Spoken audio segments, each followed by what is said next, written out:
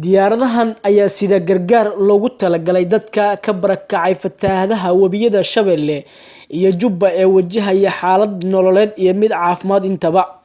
Gudoomiyaha guddiga qaran ahna wasiirka gargaarka iyo maareynta musiibooyinka Xamza Saciid Xamza oo la hadlay warbaahinta qaranka ayaa sheegay in maanta ay suura gashay in guddiga qaran ay diraan ilaa 4 diyaaradood oo deeq kala geyn doona magaalooyin dhowr ah.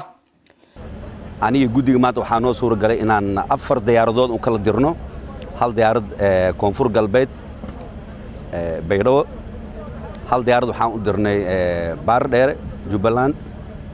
laba diyaaradoodna waxaan u dirnay hal diyaarad aan dirnay diyaarada hadda la raraayo u socdaan Guriceel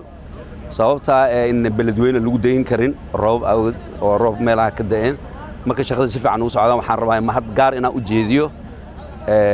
guddiga fatahaadaha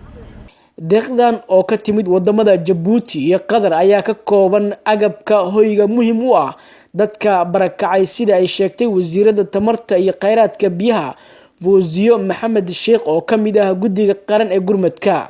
waxay isugu jiraan teendooyin marakaneeco joodariyaal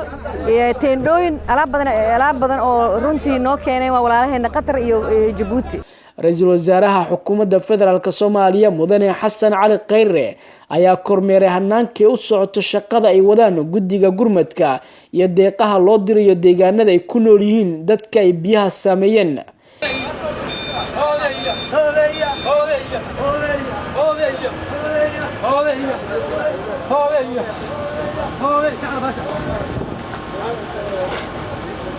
ciidamada xoogga qaranka Soomaaliyeed ayaa door weyn ka qaadanaya rarista noocyada kala duwan ee alaabaha la saarayay diyaaradaha loo qorsheeyay inay qaadaan deeqda gurmadka ah. halkan saaka waxaan u taaganahay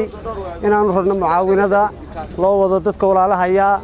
oo wabiyaashu ay ku soo fataheen oo dhibaatadu haysato waxaan leenahay walaalihiin waa idin garab taaganahay habeen iyo maalinba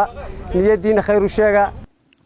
duqa magaalada Beledweyne Safiyo Xasan Sheekh Cali Jimcaale ayaa dawladda Soomaaliya uga mahad celisay gurmadka loo dirayo magaalada Beledweyne ayadoo sheegtay in diyaaradaha deeqda Beledweyne u qaadaya ay geyn doonaan magaalada Guriceel halkaana ay kaga sii qaadi doonaan gawaari loogu talagalay. ama haduu celinayna dawladda federaalka oo isku xil saartay